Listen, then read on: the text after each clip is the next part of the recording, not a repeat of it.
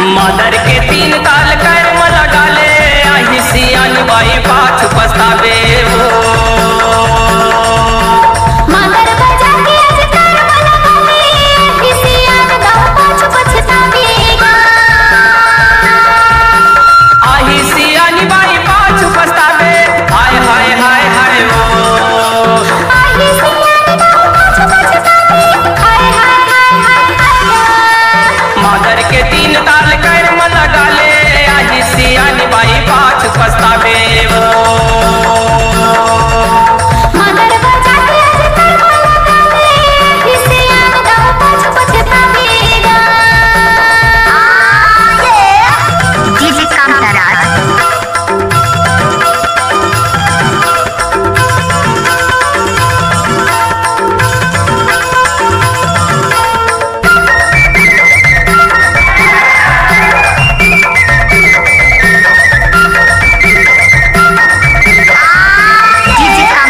Marco Anuppur जिला तुलसी बाड़ी मकेरावो,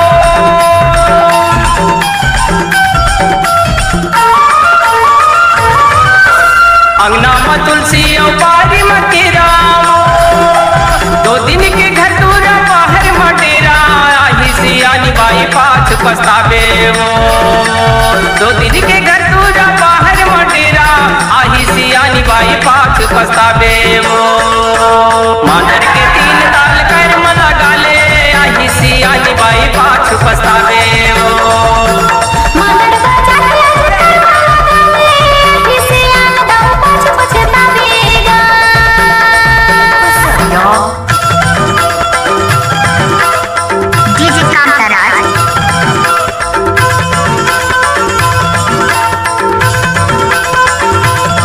DJ कामताराज Marco Anuppur जिला डीजे।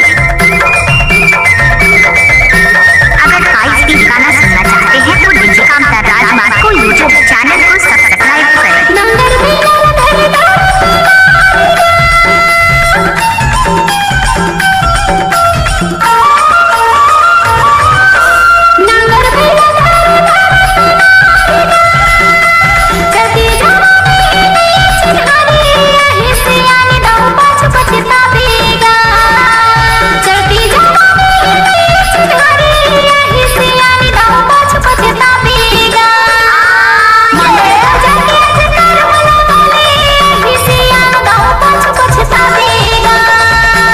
मादर के तीन ताल कर्म लगा ले, सियानी बाई पाछ पछतावे हो।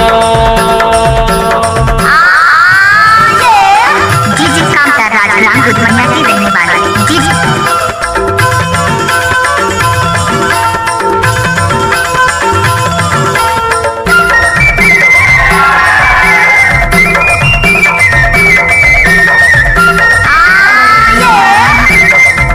डीजे कामताराज डोगरी डोगरा लतें काहे सियानी वो।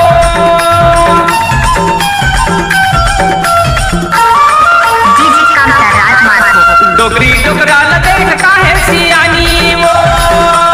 समय में खाना नहीं मिले पानी, आही सियानी बाई पाछ पछतावे हो।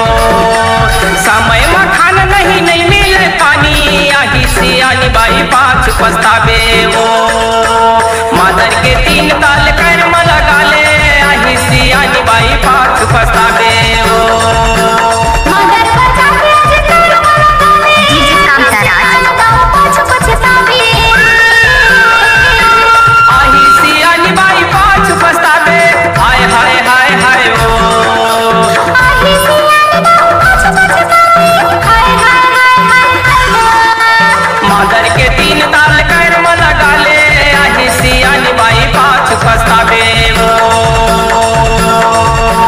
मादर बजा के आज कर्म लगा ले, आही सियान दाऊ पाछ पछतावेगा।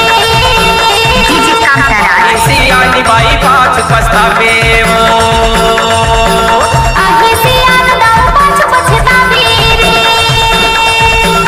आही सियानी बाई पाछ पछतावे हो।